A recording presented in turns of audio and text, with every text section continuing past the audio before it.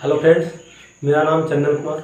Transformer lecture series में आज हम लोग डिस्कस करेंगे लॉसेस इन ट्रांसफार्मर, यानी ट्रांसफार्मर के अंदर किस किस प्रकार के लॉस होता है। तो इसमें कुछ मेजर पार्ट ऑफ लॉस होता है और कुछ माइनर पार्ट ऑफ लॉस होता है। तो मेजर में आ जाता है कॉपर लॉस और आयरन लॉस। आयरन लॉस के अंदर आ जाता है हिस्टैरिसीस लॉस और एडी करंट लॉस।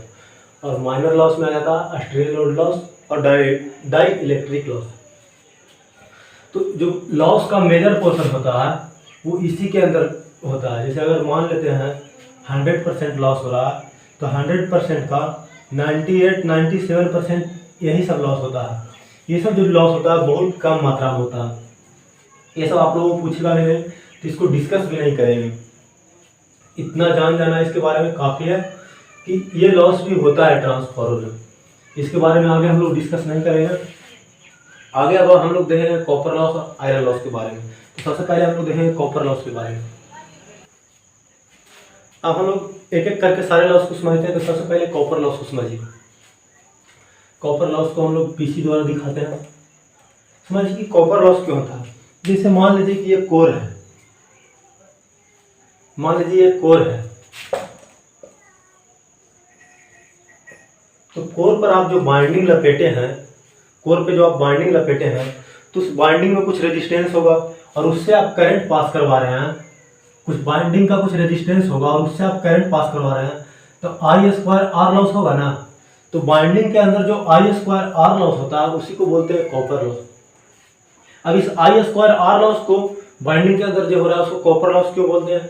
तो जो हम लोग बाइंडिंग बनाते हैं, जनरली जो हम लोग बाइंडिंग बनाते हैं किसी भी मोटर या किसी भी मशीन में बाइंडिंग बनाते हैं, ट्रांसफार्मर में जो बाइंडिंग बनाते हैं उसमें हम लोग कॉपर वायर का यूज करते हैं। तो कॉपर वायर का यूज करते हैं इसीलिए हम लोग बोल देते हैं जनरली इस लॉस को कॉपर लॉस बोल देते हैं। तो इसका वैल्यू हम देखते हैं। तो हम लोग दो बाइंडिंग यूज करते हैं ट्रांसफार्मर में, प्राइमरी बाइंडिंग और सेकेंडरी बाइंडिंग। तो प्राइमरी में भी अगर टोटल कॉपर लॉस लिखना चाहें, टोटल कॉपर लॉस लिखना चाहें तो क्या आ जाएगा टोटल कॉपर लॉस। तो प्राइमरी बाइंडिंग में कुछ करंट I1 फ्लो कर रहा है, करंट I1 फ्लो कर रहा है, I1 square R1 resistance binding का R1 है, प्लस सेकेंडरी बाइंडिंग भी है, दो बाइंडिंग है। तो सेकेंडरी में भी करंट फ्लो कर रहा था I2 स्क्वायर R2। इसी चीज को अगर हम लोग पूरा रेजिस्टेंस को एक तरफ रिफर कर दिए थे तो उस केस में हम लोग देखे थे, अगर मान लेते हैं प्राइमरी की तरफ दोनों रेजिस्टेंस को प्राइमरी की तरफ रिफर कर देते हैं तो उस केस में क्या हो जाता है I1 स्क्वायर R01, जहाँ R01 क्या है total resistance refer to primary side. अगर टोटल रेजिस्टेंस को हम सेकेंडरी साइड रिफर कर देते हैं तो उस केस में लॉस को हम लोग इस तरह से भी लिख सकते हैं I2 स्क्वायर R02। यानी जो टोटल कॉपर लॉस हो रहा है उसको या तो आप दोनों साइड कॉपर लॉस अलग अलग निकाल करके जोड़ दीजिए, या तो टोटल रेजिस्टेंस को किसी एक तरफ प्राइमरी साइड या सेकेंडरी साइड ला करके उस तरह से भी कॉपर लॉस निकाल सकते हैं। अब देखिए तो कॉपर लॉस यहाँ से हम क्या कह सकते हैं, कॉपर लॉस पीसी जो है directly proportional to I square है, आई स्क्वायर। अगर प्राइमरी में देख रहे हैं तो I1 स्क्वायर, अगर सेकेंडरी में देखिएगा तो I2 का स्क्वायर। अगर ट्रांसफार्मर का रेटिंग होता है वो KVA में होता है या MVA में होता है, या आप बोल सकते हैं VA में, VA KVA MVA, बस ये सब बड़ा यूनिट है। KVA MVA बड़ा यूनिट है, बाकी सेम चीज़ है। तो अगर हम निकालना चाहें VA रेटिंग ऑफ ट्रांसफार्मर, निकालना चाहें VA रेटिंग ऑफ ट्रांसफार्मर, देखिए तो अगर यहाँ से निकालना चाहें VA रेटिंग ऑफ ट्रांसफार्मर क्या कह सकते हैं E2 I2, या अगर आप प्राइमरी साइड से देख रहे हैं तो E1 I1 दोनों बराबर होगा, और E2 लगभग बराबर होता है V2 के और E1 लगभग बराबर होता है V1 के। तो इस केस में हम लोग बोल देते हैं कि V2 I2 equal to V1 I1। Actual यही होता है।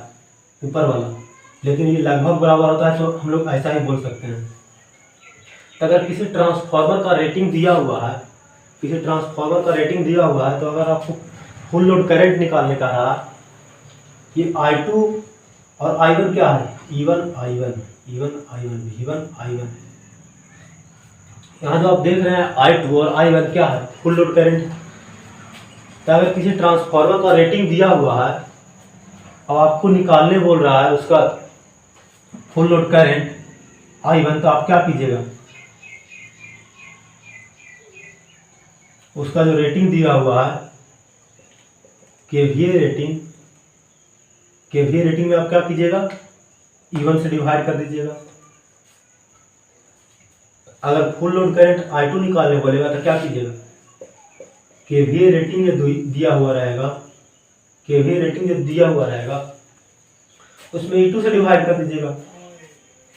यानी क्या हम बोल रहे हैं कि VA रेटिंग जो होता है, ट्रांसफार्मर का जो रेटिंग होता है, VA या KVA या MVA, KVA MVA सेम चीज़ है, बस यूनिट बड़ा है। तो हम लोग यहाँ से क्या देख रहे हैं कि अगर हम लोगों को फुल लोड करंट निकालना है प्राइमरी साइड या सेकेंडरी साइड, तो क्या करेंगे, तो देखिए VA rating of transformer equal to E2 I2 equal to E1 I1। तो हमको निकालना है I1, तो क्या करेंगे, VA रेटिंग में E1 से डिवाइड कर देंगे। KVA रेटिंग या VA रेटिंग या MVA रेटिंग कुछ भी बोल सकते हैं। तो यहाँ VA लिए हैं तो यहाँ भी VA ले लेते हैं, यहाँ भी VA ले लेते हैं। तो क्या करेंगे, KVA रेटिंग ऑफ ट्रांसफार्मर दिया हुआ है, हमको फुल लोड प्राइमरी करंट निकालना है, तो क्या करेंगे, इसमें डिवाइड कर देंगे E1 से। देखिए VA रेटिंग बटा E1। अगर फुल लोड सेकेंडरी करंट निकालना है तो क्या करेंगे, जो रेटिंग दिया हुआ है उसमें डिवाइड कर देंगे E2 से। तो उस कंडीशन में सेकेंडरी तरफ का फुल लोड करंट निकल जाएगा, इस कंडीशन में प्राइमरी तरफ का फुल लोड करंट निकल जाएगा। अब यहाँ से हम लोग क्या देख रहे हैं कि जो कॉपर लॉस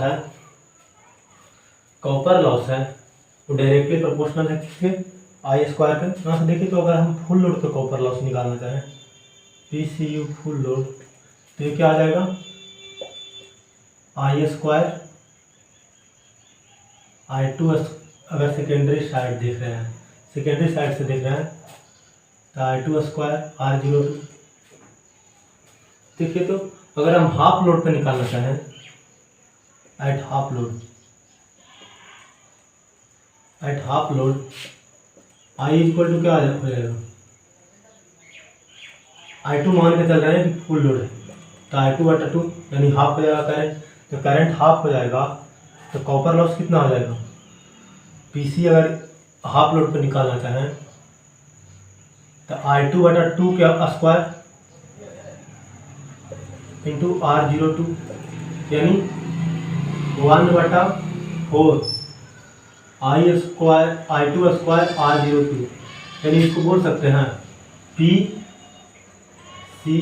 फुल लोड बटा 4। देखिए क्या किए हैं, फुल लोड पे कॉपर लॉस इतना हो रहा, हम लोग मान क्या रहे हैं, यहाँ से हम लोग ये मान करके चल रहे हैं कि I2 क्या है, फुल लोड सेकेंडरी करंट है,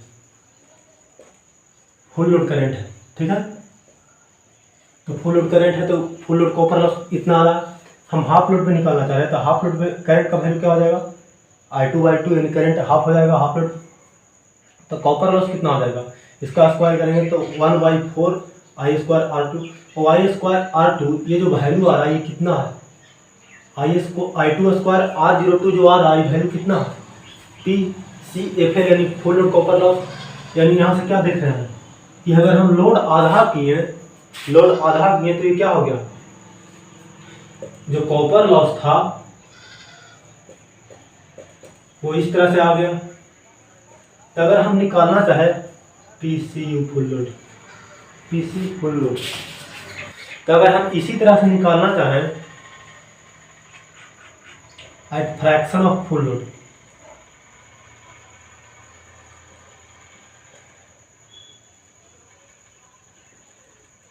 फुल लोड के किसी फ्रैक्शन पे at x fraction of full load, यानी एक्स फ्रैक्शन फुल लोड के एक्स फ्रैक्शन पे अगर हम निकालना चाहें तो क्या आ जाएगा, कॉपर लॉस निकालना चाहें तो PC इक्वल टू क्या आ जाएगा, x square into PC F L, यानी फुल लोड के एक्स स्क्वायर, यानी आप एक्स फ्रैक्शन पे निकालना चाहें तो स्क्वायर टाइम में कॉपर लॉस निकालने के लिए उसका स्क्वायर टाइम से आप फुल लोड कॉपर में गुना कर लीजिए।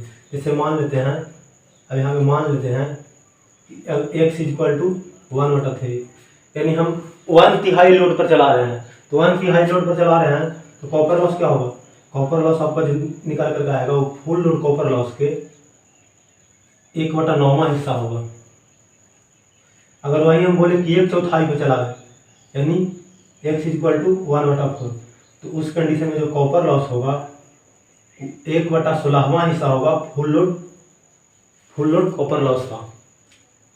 तो इसी तरह से क्वेश्चन पूछता है कॉम्पिटिटिव में कि अगर फुल लोड पे कॉपर लॉस 100 वाट है, फुल लोड पे कॉपर लॉस 100 वाट है, तो हाफ लोड पे कितना होगा, फुल लोड पे कॉपर लॉस 100 वाट है तो हाफ लोड पे कितना होगा, हाफ लोड पे कितना हो जाएगा, हाफ के स्क्वायर इंटू 100। वही पूछ देगा 1/3 लोड पर कितना होगा, तो 1/3 का स्क्वायर इंटू जो भी दिया हुआ है। तो इस तरह का क्वेश्चन बहुत कॉमनली पूछा जाता है। अब हम देखते हैं per unit full load copper loss. Per unit हम आप लोगों को समझाए थे कि एक का वह हिस्सा, एक का कोई हिस्सा, कोई फ्रैक्शन। तो हम per unit full load copper loss निकालें तो इसको कैसे निकालेंगे, तो कॉपर लॉस जो है आउटपुट, यानी जो ट्रांसफार्मर का रेटिंग है E1I1 या E2I2, जो रेटिंग है ट्रांसफार्मर का, इसका कुछ हिस्सा कॉपर लॉस हो रहा है, कुछ हिस्सा कॉपर लॉस हो रहा है। तो अगर हम per unit full load copper loss निकालना चाहेंगे तो क्या करेंगे, फुल लोड पे जो कॉपर लॉस हो रहा है उसको देखेंगे, इसके रिस्पेक्ट में देखेंगे, इसके रिस्पेक्ट या इसके रिस्पेक्ट में। अगर सेकेंडरी तरफ देख रहे हैं तो इसके रिस्पेक्ट में देखेंगे, प्राइमरी तरफ देख रहे हैं तो इसके रिस्पेक्ट में देखेंगे। ध्यान से सुनिए, अगर per unit full load copper loss निकालना है तो क्या करेंगे, फुल लोड कॉपर लॉस निकाल लेंगे प्राइमरी तरफ या सेकेंडरी तरफ, जिस तरफ निकालना है, और उसके बाद इस अगर प्राइमरी तरफ निकाले हैं तो इसके रिस्पेक्ट में, और सेकेंडरी तरफ निकाले हैं तो इसके रिस्पेक्ट में देख लीजिए। नहीं तो अगर पर यूनिट में देख रहे हैं तो दोनों केस में लॉस तो सेम ही होगा और ये दोनों भी बराबर ही होता है, तो आप किसी को भी रख करके देख सकते हैं। तो पर यूनिट कॉपर लॉस निकालना है तो क्या करेंगे, per unit copper loss equal to, अगर सेकेंडरी तरफ देखें I2 स्क्वायर प्लस R02 बट्टा E2I2, यही ना हो जाएगा पर unit copper loss, per unit full load copper loss. तो देखिए, तो अगर इसको हम लिखना चाहें, नीचे भी I2 है और ऊपर भी I2 है, तो एक I2 खत्म हो जाएगा, तो I2 R02 बटा E2। Per unit full load copper loss निकाल रहे थे, तो per unit full load copper loss को हम लोग इस तरह से निकाले। यहाँ से देखें कि एक I2 से खत्म हो जा रहा था, तो निकाल करके ये इतना आ गया I2 R02 इंटू E2। तो यहाँ से हम लोग क्या देख रहे हैं, ये जो वैल्यू है कुछ याद आ रहा है, ये किसके बराबर है, ये पर यूनिट रेजिस्टेंस के बराबर है। जो वैल्यू हम लोग पर यूनिट रेजिस्टेंस निकाले थे तो इतना ही ना आया था, यानी पर यूनिट कॉपर लॉस, यहाँ से हम लोग क्या कह सकते हैं, पर unit copper loss per unit, मतलब पर यूनिट कॉपर लॉस और पर यूनिट रेजिस्टेंस दोनों बराबर होता है। पर यूनिट कॉपर लॉस और पर यूनिट रेजिस्टेंस दोनों बराबर होता है। तो यहां से हम लोग क्या लिख सकते हैं, पर यूनिट, इस चीज को याद रखिएगा हमेशा, ये एग्जाम में डायरेक्टली पूछ देता है, per unit resistance, per unit resistance of transformer equal to per unit copper loss of, per unit copper loss in transformer.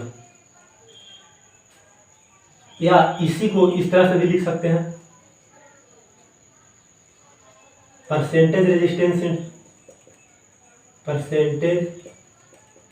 Resistance in transformer equal to percentage full load copper loss, percentage full load copper loss in transformer. Same चीज को इस तरह से लिख दिए हैं। ये चीज बहुत ही इंपॉर्टेंट है, इस चीज को आप लोग याद रखिएगा कि पर यूनिट रेजिस्टेंस ऑफ ट्रांसफॉर्मर बराबर होता है per unit copper loss in transformer, या इसी को अगर हम 100 के बेस पर देखें तो बोल सकते हैं percentage resistance in transformer is equal to percentage full load copper loss in transformer. I hope ये सब चीज़ आप लोगों को समझ में आया होगा। अगले वीडियो में हम लोग देखेंगे आयरन लॉस। इस पे आप लोग न्यूमेरिकल कीजिएगा।